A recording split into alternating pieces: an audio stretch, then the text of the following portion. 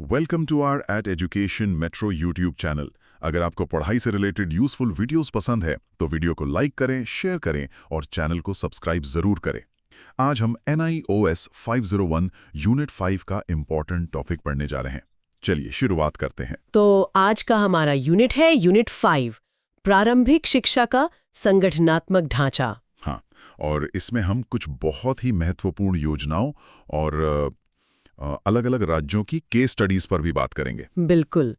तो सबसे पहले किसी भी बड़ी योजना की एक नींव होती है, UEE यानी यूनिवर्सल एलिमेंट्री एजुकेशन। इसकी नींव किस पर रखी गई थी? इसकी नींव जो है वो सर्व शिक्षा अभियान पर आधारित है और इसके आप कह सकते हैं 4 मुख्य स्तंभ हैं। 4 स्तंभ। हाँ 4 पिलर्स। हाँ, और ये चारों एक दूसरे से जुड़े हुए हैं।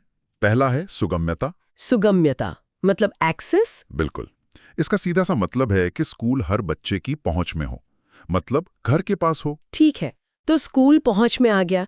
इसके बाद अगला कदम क्या होगा? बहुत बड़ा, और नाम लिखवा देना ही काफी नहीं है ना? सही बात है। यहीं पर तीसरा स्तंभ आता है, धारण, जिसे रिटेंशन कहते हैं। रिटेंशन मतलब बच्चा स्कूल में टिका रहे, छोड़े नहीं। एकदम सही। इसका लक्ष्य था 0 ड्रॉप आउट, कोई भी बच्चा स्कूल बीच में ना छोड़े।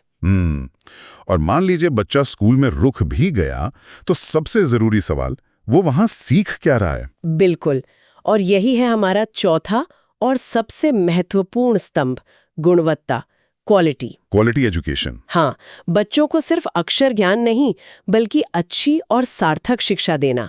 तो ये चारों एक चेन की तरह हैं, एक्सेस, एनरोलमेंट, रिटेंशन और क्वालिटी। ये तो हो गई योजना की बात, पर इसे नापते कैसे हैं?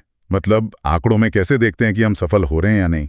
उसके लिए 2 बहुत महत्वपूर्ण अनुपात हैं, 2 फॉर्मूले हैं। अच्छा। पहला है सकल पंजीयन अनुपात यानी GER, gross enrolment ratio. GER, इसका फॉर्मूला क्या है? इसका फॉर्मूला है कुल नामांकित बच्चे, उन्हें कुल जनसंख्या से भाग देकर 100 से गुणा करना। कुल नामांकित बच्चे, कुल जनसंख्या गुणा 100। कुल नामांकित बच्चे, इसमें उम्र का कोई बंधन नहीं है। नहीं, यही इसकी खास बात है। ये सिर्फ संख्या यानी क्वांटिटी पर फोकस करता है। इसमें सही उम्र के बच्चे भी हैं और बड़ी उम्र के भी। तो फिर तो ये सही तस्वीर नहीं दिखाता होगा। सही कहा। असली तस्वीर के लिए दूसरा अनुपात है शुद्ध पंजीयन अनुपात, NER, नेट एनरोलमेंट रेशियो। अच्छा, NER, ये कैसे अलग है? इसका फॉर्मूला है सही उम्र के नामांकित बच्चे, उन्हें सही उम्र की कुल जनसंख्या से भाग देकर 100 से गुणा करना। मतलब इसमें सिर्फ सही उम्र के बच्चों को गिना जाता है। हाँ, और इसीलिए ये गुणवत्ता यानी क्वालिटी और सिस्टम की कुशलता पर फोकस करता है। NER ही असली आईना है। समझ गया, GER क्वांटिटी के लिए, NER क्वालिटी के लिए। बिल्कुल। चलिए अब कुछ प्रमुख कार्यक्रमों पर आते हैं। मैंने DPEP के बारे में बहुत सुना है, ये क्या था? DPEP का पूरा नाम है डिस्ट्रिक्ट प्राइमरी एजुकेशन प्रोग्राम, जिला प्राथमिक शिक्षा कार्यक्रम। ओके। ये 1994-95 में शुरू हुआ था और ये अपने समय की दुनिया की सबसे बड़ी परियोजनाओं में से एक थी। और इसका मुख्य उद्देश्य क्या था? इसका मुख्य उद्देश्य था कक्षा 1 से 5 तक की प्राथमिक शिक्षा को मजबूत करना और खास तौर पर उन जिलों पर ध्यान देना जहां महिला साक्षरता दर राष्ट्रीय औसत से कम थी। महिला साक्षरता, ये एक बहुत ही सोचा समझा कदम लगता है। हाँ, क्योंकि एक शिक्षित माँ पूरे परिवार को शिक्षित करती है। सही बात है। अब राज्यों की केस स्टडीज पर आते हैं।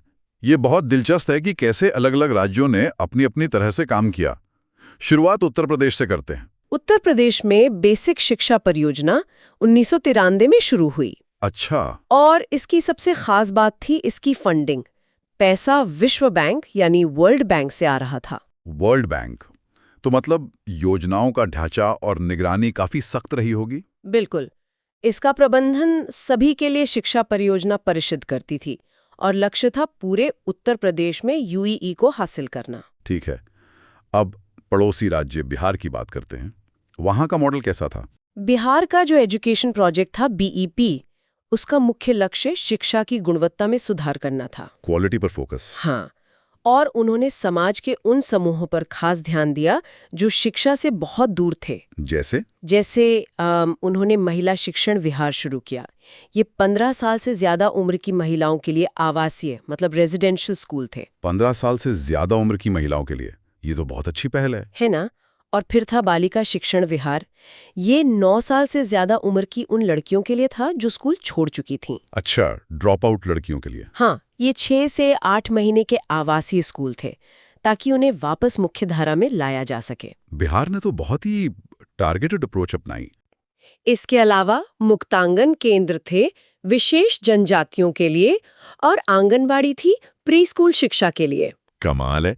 चलिए अब राजस्थान चलते हैं। वहां तो लोक जुम्बिश नाम की एक बहुत प्रसिद्ध परियोजना थी। हाँ, लोक जुम्बिश। इसका मतलब ही है लोगों का अभियान, अ पीपल्स मूवमेंट। लोगों का अभियान? ये 1992 में शुरू हुई और इसकी फंडिंग की थी सिडा ने। SIDA? Swedish international development authority. और जब फंडिंग एजेंसी ऐसी होती है तो उनका जोर वो समुदाय की भागीदारी पर बहुत होता है। अच्छा, तो इसमें ऐसा क्या खास था?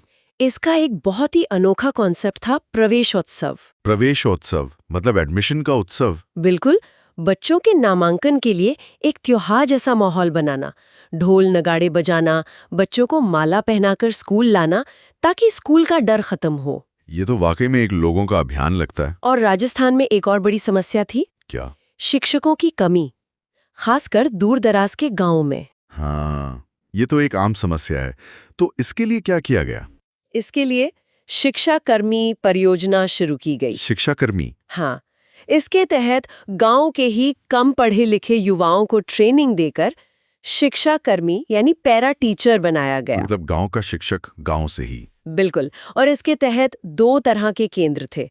एक तो डे सेंटर्स जो ये शिक्षा कर्मी चलाते थे, और दूसरा था प्रहरी पाठशाला। ये रात में चलने वाले स्कूल थे। रात के स्कूल? वो किसके लिए? ये उन बच्चों के लिए थे जो दिन में काम करते थे और स्कूल नहीं आ सकते थे। मतलब सिस्टम को बच्चों के हिसाब से ढाला गया। ये तो बहुत ही अनोखा और जरूरी समाधान था। अब बात करते हैं महाराष्ट्र की। वहाँ तो योजनाओं की एक पूरी लिस्ट दिखती है। हाँ, महाराष्ट्र ने बहुत विविध योजनाएं चलाई, जैसे कि साक्षरशाला। साक्षरशाला?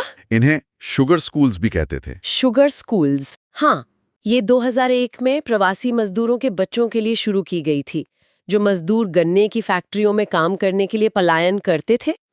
अच्छा, तो ये स्कूल कहाँ होते थे? ये स्कूल सीधे गन्ने की फैक्ट्रियों के पास ही लगा दिए जाते थे। ये 6 महीने के लिए चलते थे। मतलब शिक्षा बच्चों तक खुद पहुंच रही थी? बिल्कुल। फिर दूरस्थ क्षेत्रों के लिए वस्तीशाला या कुरारशाला योजना थी। इसमें क्या था? देखिए, सामान्य इलाकों में स्कूल खोलने के लिए कम से कम 15 बच्चे चाहिए होते थे। लेकिन पहाड़ी इलाकों में बस्तियां छोटी होती हैं, तो वहां ये संख्या घटाकर सिर्फ 10 बच्चे कर दी गई थी। मतलब नियमों में लचीलापन लाया गया। हाँ, और कुछ सामाजिक कल्याण योजनाएं भी बहुत अच्छी थीं। जैसे कि? एक थी अहिल्याबाई होलकर योजना।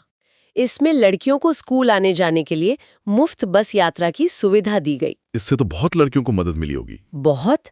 और दूसरी थी सावित्रीबाई फुले दत्तक पालक योजना। दत्तक पालक मतलब एडॉप्टिव पेरेंट? हाँ, इसमें समाज के लोग आगे आकर गरीब बच्चों की फीस भरते थे, उनकी पढ़ाई का खर्च उठाते थे। ये तो समाज को सीधे सीधे जोड़ने वाली बात हो गई। बिल्कुल। और साथ ही समावेशी शिक्षा पर भी बहुत जोर था। मतलब देवदासी बच्चों, विकलांग बच्चों और आर्थिक रूप से पिछड़े बच्चों पर खास ध्यान दिया गया। ठीक है, तो ये तो बहुत सारी जानकारी हो गई। एक बार जल्दी से मुख्य बिंदुओं को दोहरा लेते हैं ताकि सब याद रहे। जरूर। सबसे पहले फंडिंग एजेंसी याद रखिए। उत्तर प्रदेश में वर्ल्ड बैंक और राजस्थान में सिडा। ठीक है। और बिहार की योजना है महिला शिक्षण विहार 15+ उम्र के लिए और बालिका शिक्षण विहार 9+ उम्र की लड़कियों के लिए। बिल्कुल।